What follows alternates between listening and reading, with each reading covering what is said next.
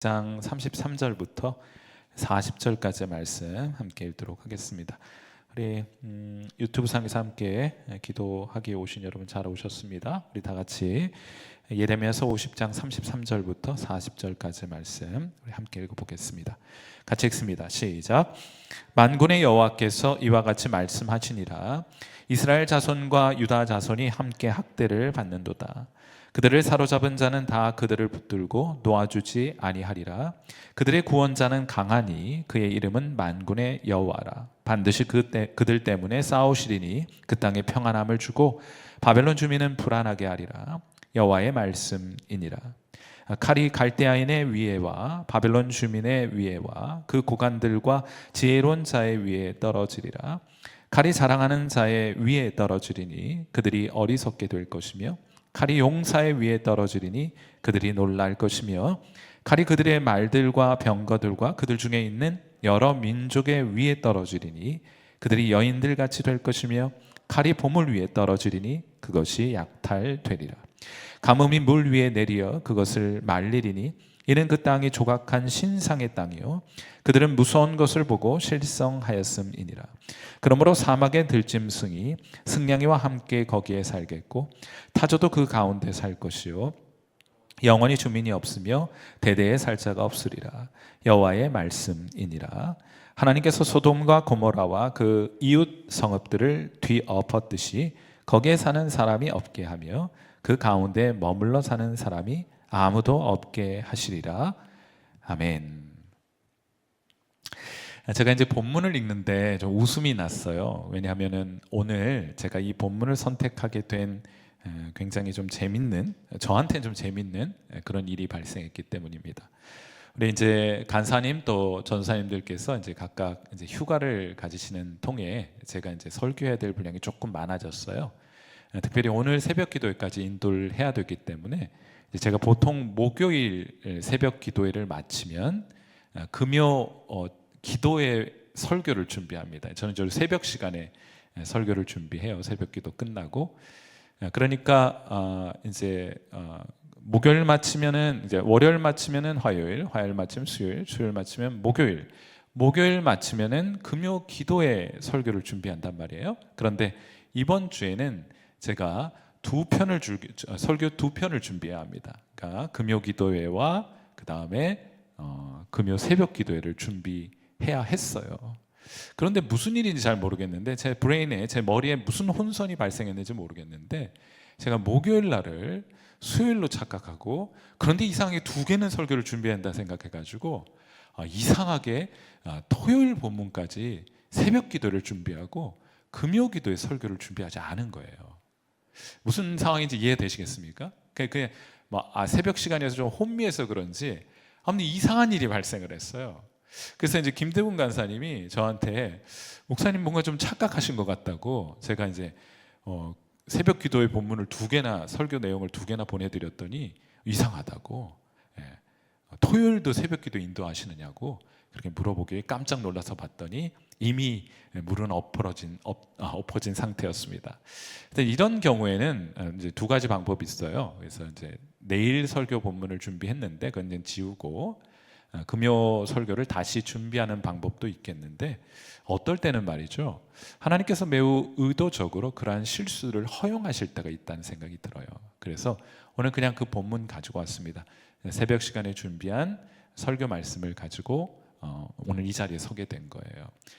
그러면서 제 마음속에 어떤 마음이 들었는가 하면은 어쩌면 하나님께서 이런 일들을 통해서 오늘 이 기도의 자리에 나오신 어떤 분에게 하나님께서 특별히 이 말씀의 은혜를 주시기를 원하시는 것이겠구나 생각하면서 오늘 설교를 오늘 본문 말씀을 여러분과 좀 나누어 보려고 합니다. 굉장히 재밌는 일이긴 한데 저는 이런 일이 좀처럼 있지 않거든요. 제가 지난 15년 가까이 사역을 하면서 이런 실수를 해본 적은 없는데 이런 일이 일어났으니 좀 특별한 의미가 있겠다 이런 생각 가지고 오늘 본문을 좀 여러분과 함께 나누어 보려고 합니다. 사설이 좀 길었어요.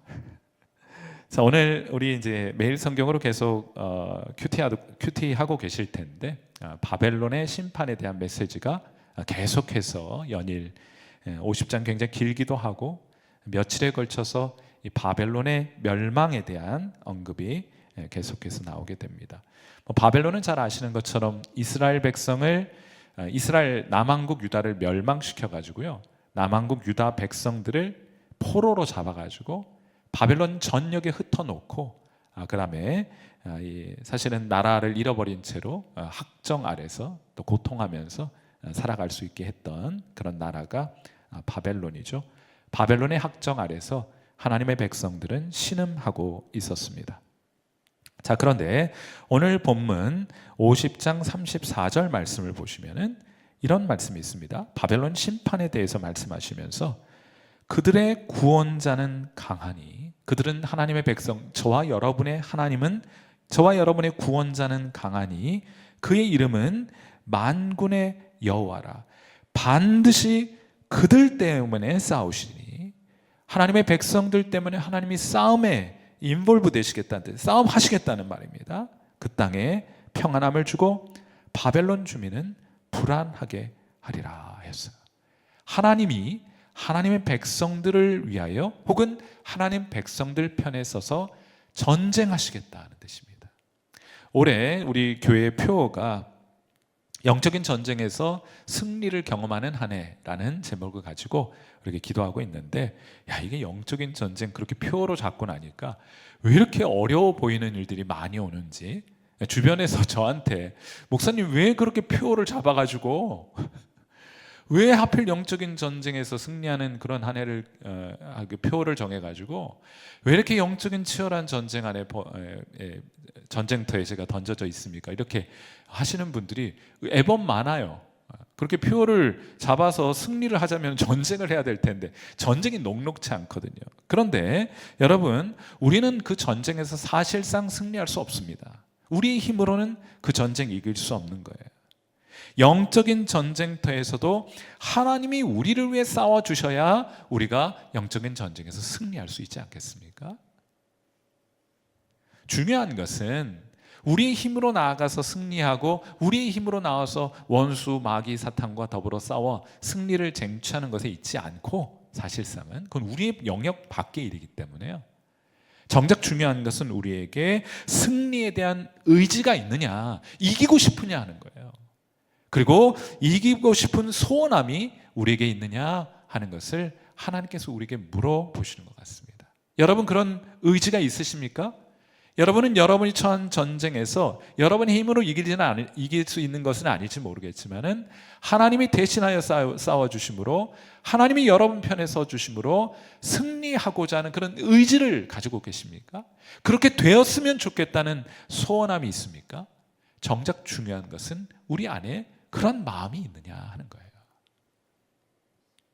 제가 오늘 본문 보면서 그렇구나, 하나님이 우리를 위해 반드시 싸워 승리케 해주시는구나, 중요한 것은 우리에게 그 승리를 향한 의지가 있는, 이게 중요한 것이구나 하는 거예요.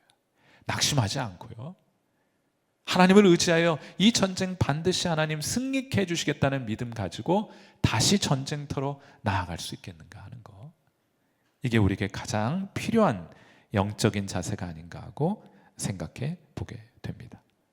여러분, 하나님의 백성은 함부로 건드리면 안 돼요. 그렇지 않습니까?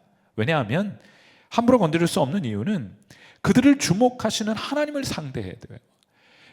사탄이 여러분을 공격하려고 하면 여러분 편에 서 계시고 여러분을 지키고 여러분을 위해 싸우시는 하나님과 맞닥뜨려 싸워야 되는 것이니, 이거 여간 낭패가 아닐 수가 없어요. 여러분을 대적하는 사람들이나 여러분을 대적하는 환경은 여간 어려운 상대를 맞이한 것이 아닙니다. 하나님을 상대해야 하기 때문이에요. 그런데 우리가 이런 사실을 알고 있음에도 불구하고 여전히 불안하고 염려하고 근심과 걱정과 낙심스러운 상황 가운데 계속해서 우리가 던져지게 되는 이유는 우리가 사실은 하나님에 대해 잘 알지 못하기 때문이에요. 하나님이 우리를 주목하신다, 이거 노래로도 하고 설교로도 듣고 여러 기회를 통해서 하나님 우리 편에 함께 하시고 우리를 지켜주시고 돌봐주신다, 이런 얘기 너무 많이 들으니까 너무 일상적인 언어가 되어버렸어요. 아무런 감흥도 없고 자극도 되지 않을 정도로 평범한 진술이 되어버렸습니다.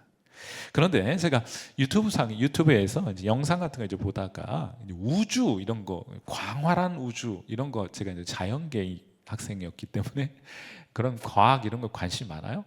유튜브상에서 제가 한번 우주의 크기를 우리가 좀 볼 수 있는 방식으로 영상으로 만들어 놓은 그런 영상물을 본 적이 있는데, 지금은 뭐 전기불 많아가지고 밤하늘에 별이 많은 줄 모르는 시대를 살아가잖아요. 근데 우리가 보지 못한다고 해서 별이 없는 것 아니잖아요. 전기가 없는 깜깜한, 밤이 되면 깜깜한 암흑으로 덮인 그런 나라, 그런 지역에 가면 여전히 밤하늘의 별은 수없이, 셀 수 없이 많다는 것을 언제든 확인할 수 있습니다. 다만 우리가 지금 보고 있지 못할 뿐이에요. 그런데 밤하늘에 무수히 많은 별들이 있습니다. 실제로 바닷가의 모래알갱이만큼이나 많이 이 별들이 바닷가의 모래알갱이만큼이나 많이 밤하늘에 있어요. 막 저 이제 고3 마치고 강릉으로 여행을 친구들과 간 적이 있는데, 산중 꼭대기에 들어가 가지고 1박을 한 적이 있거든요. 세상에 저는 서울서 태어나서 서울서 자랐기 때문에 별이라고 그래봐야 막 북극성 뭐 하고 몇 개 볼 줄 알았지, 세상에 그렇게 별이 많은 줄은 제가 그날 처음 알았습니다. 밤하늘이 온통 별입니다. 뭐 물반 고기반 이렇듯이 반은 하늘이고 반은 별이고 하는, 밤하늘에 무수히 많은 별들이 있어요. 모래알만큼이나 많은 별들이 있습니다. 그 별들이 다 모인 것을 하나의 은하계라고 불러요. 그런데 우주에는 이러한 은하계가 바닷가의 모래같이 많이 있습니다. 바닷가의 모래와 같이 많은 별들이 모인 은하계가 바닷가의 모래와 같이 많이 있고요. 그런 우주가 또 바다의 모래와 같이 많이 있다는 거예요. 얼마나 광대한 우주입니까? 그걸 누가 지었습니까? 하나님이 만들지 않으셨어요. 그러니까 우리가 이런 것들을 할 때 하나님 광대하시다, 하나님 위대하시다, 하나님 크신 하나님이다, 이렇게 얘기를 하는 거예요. 우리의 상상 너머에 계신 위대하신 하나님. 그런데 놀라운 것은 이런 하나님께서 그토록 많은 바닷가의 모래알갱이와 같은 많은 것들이 모여서 은하계가 되고, 은하계가 모여서 우주가 되는데, 우주에 또 바닷가의 모래와 같이 많은 우주가 있는데 얼마나 많은 별들이 있겠어요. 그런데 하나님께서는 그 별들을 각각 이름으로 불러내신다는 거예요. 시편 147편 4절 말씀에 그가 별들의 수요를 세시고 그것들을 다 어떻게 부릅니까? 이름대로 부르시는도다. 이름을 불러내는, 하나님은 거기다 이름을 다 붙여주셨어요. 그러니까 사실은 이 아담과 하와를 에덴 동산에 창조하시고 창설하시고 에덴 동산에 두시고서 아담에게 무슨 일을 맡깁니까? 짐승에 이름을 짓는 일을 맡기잖아요. 그거 원래 하나님 하시는 일입니다.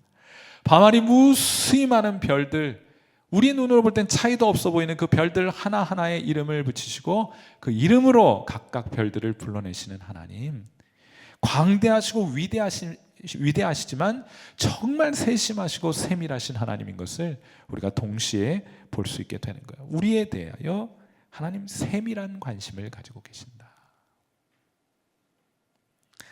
게다가 우리 모래 이야기가 나왔으니까 모래알갱이 이야기 하나 더 하면은 시편 139편 17절과 18절. 자, 여러분 이 세상에 아무리 많은 사람들이 있다 할지라도 하나님 그 각각을 이름으로 불러내세요. 여러분 이름 하나하나를 정확하게 알고 기억하실 뿐만 아니라 각각 이름을 불러내시잖아요. 그런데 그 각각 불러낸 사람들을 향한 하나님의 마음을 한번 좀 보도록 하는데요. 시편 139편 17절과 18절 말씀을 같이 한번 읽겠습니다. 시작. 하나님이여, 주의 생각이 내게 어찌 그리 보배로우신지요? 그 수가 어찌 그리 많은지요? 내가 세려고 할지라도 그 수가 모래보다 많도소이다. 내가 깰 때에도 여전히 주와 함께 있나이다. 아멘. 여러분, 우리는 우리에 대한 생각은 우리가 제일 많이 한다고 생각해요. 그렇지 않습니까? 다른 사람은 몰라요. 남편도 모르고 아내도 몰라요. 나는 그저 내 생각은 내가 가장 많이 하고 있다고 생각합니다. 어쩌면 그 생각이 맞는지도 몰라요. 그러나 성경은 우리에게 말합니다. 하나님이 우리를 향해 가지고 있는 생각이 바닷가의 모래보다 더 많다. 그 수가 모래보다 더 많다고 말씀하세요. 우리를 잘 아시는 하나님이 우리를 위한 최선의 길이 무엇일지를 생각하시느라 우리 플랜 A, 플랜 B, 플랜 C 정도면 우리 많이 계획을 세웠다 이렇게 말할 수 있겠는데, 하나님은 우리 각자를 향한 여러 가능성들을 바닷가의 모래알갱이만큼이나 많은 계획을 가지고 계시다. 플랜 A가 좌절되면 플랜 B가 가동되는 거예요. 플랜 B가 자초되면 플랜 C가 C, D, E, F, G, Z까지 간 다음에 없잖아요. 바닷가의 모래알갱이에 닿을 때까지 하나님 우리를 향한 계획을 철저하게 세밀하게 세워놓고 계시다. 그러니 실패할 리가 없잖아요. 하나님이 작정하신 것은 하나님이 섭리해 가시는데 그게 어떻게 실패할 수 있겠어요? 여러분보다 훨씬 더 여러분을 잘 아시고 여러분을 향한 계획을 가지고 계신 분이 바로 우리 하나님이시기 때문입니다. 심지어 우리의 원수들에 대한 계획까지 치밀하게 세워두셨어요. 예레미야서 50장 45절, 그런즉 바벨론에 대한 여호와의 계획과 갈대아 사람의 땅에 대하여 품은 여호와의 생각을 들으라. 양떼 어린 것들을 그들이 반드시 끌어가고 그들의 초장을 황폐하게 할 것이다. 그것도 다 내 계획 안에 있다 하는 거예요. 여러분의 실패나 여러분의 좌절이나 여러분의 낙심스러운 그 상황마저도 하나님 다 계획 안에 놓여 있다 하고 말씀하고 계신 겁니다. 놀랍지 않습니까? 그러니 여러분, 우리 원수들에 대한 생각까지 하나님이 이렇게 치밀하게 가지고 계시니 우리에게 복 주실 생각은 얼마나 풍성하겠어요. 결론적으로 하나님은 우리를 향한 수많은 생각으로 지금도 일하고 계신다. 아주 부지런히 하나님 일하고 계신다. 그러므로 하나님을 신뢰하십시오. 아직 끝이 아닙니다. 우리는 우리의 때에 자꾸 하나님의 일이 이루어지기를 바라요. 그런데 하나님은 하나님의 때에 일을 이루세요. 그러니까 지금 당장 최선은 나타나지 않을지 모르지만은, 그러나 반드시 그리고 마침내 하나님의 계획과 하나님의 최선의 뜻은 이루어질 것이므로 오늘이 우리의 최선인 거예요. 하나님의 위대하심을 묵상하십시오. 우리는 바닷가의 모래와 같은 존재인 것을 기억하십시오. 그럼에도 불구하고 우리를 주목하시고 관심하시고 일하시는 하나님의 은혜에 대하여 더욱더 깊은 묵상이 있게 되기를 주님의 이름으로 축원해 드립니다. 하나님을 신뢰하세요. 하나님을 신뢰하지 못하는 것의 가장 두드러진 특징, 하나님을 신뢰하지 않으면 나타나는 현상들이 있다 했잖아요. 어떤 게 나타납니까? 기쁨이 사라져요. 평강이 사라집니다. 감사와 찬양이 여러분의 입술 가운데 사라져요. 왜 그런 현상이 나타납니까? 하나님에 대한 신뢰를 저버렸기 때문에 나타나는 현상이에요. 대신 그러면 어떤 게 여러분 안에 경험됩니까? 염려하는 거예요. 근심하는 겁니다. 걱정하는 겁니다. 불평하는 겁니다. 비난하고 원망하는 거예요. 왜요? 하나님을 신뢰하는 자리에서부터 멀어져 있기 때문에 나타나는 현상일 것입니다. 다시 한번 하나님, 여러분을 향해 무수히 많은 계획을 가지고 계신 하나님을 묵상하시고 하나님을 신뢰하실 수 있기를 바라고요. 그리고 하나님께 감사할 수 있기를 바랍니다. 또 하나님을 다시 한번 찬양할 수 있게 되기를 주님의 이름으로 축원해 드립니다. 우리 함께 기도하도록 하죠. 자, 우리 음악 조금만 더 키워주세요. 네, 하나님 앞에 우리 함께 기도하도록 하겠습니다. 오늘 우리 함께 나눴던 말씀처럼 먼저는 우리 영혼을 좀 들여다보시고, 오늘 여러분 평안하십니까? 여러분의 영혼은 기쁨으로 가득 채워져 계십니까? 여러분 영혼은 만족하고 계십니까? 감사하고 계십니까? 오늘 하루 여러분은 만족하며 찬양과 기쁨과 감사로 하나님께 영광 돌리는 삶을 사셨습니까? 그렇다면 잘하셨습니다. 여러분이 하나님을 신뢰하고 있다는 뜻이에요. 그런데 여러분의 오늘 하루의 삶, 또 여러분의 마음을 좀 들여다보니까 염려 가득했고 불안했고 걱정과 근심했고, 또 그래서 여러분의 얼굴은 어두워졌으며 여러분의 입술에서는 감사와 찬양이 흘러나오기는커녕 비판과 신경질적인 말과 원망하는 말들이 혹시 쏟아져 나오고 있지는 않습니까? 만약 그렇다면 여러분을 지키시고 여러분을 향해 무수히 많은 생각을 가지고 계신 하나님에 대한 신뢰를, 그 믿음을 여러분이 저버렸기 때문에 나타나는 현상일 것입니다. 그러므로 다시 한번 이 시간 여러분을 향한 하나님의 귀한 계획과 여러분을 향한 세심한 관심에 대하여 감사하시고 다시 한번 하나님을 신뢰할 수 있는, 그리하여 여러분 마음속에 깃들어 있는 모든 어둠과 죽음의 증상들이 여러분으로부터 떠나가게 되는, 다 맡겨드리세요. 다 맡겨드리세요. 하나님이 책임져 주신다 말씀하시니 염려하지 말고 근심하지 말고 다만 기뻐하세요. 감사하세요. 하나님께 기도하세요. 하나님을 신뢰하세요. 그런 믿음이 우리 가운데 회복될 수 있기를 바라는 마음으로 우리 이 시간 함께 하나님 앞에 기도하는 시간 갖도록 합니다. 기도하겠습니다. 살아계신 하나님 아버지, 오늘도 하나님께서 오늘 기도의 자리에 우리를 불러주셔서 감사합니다.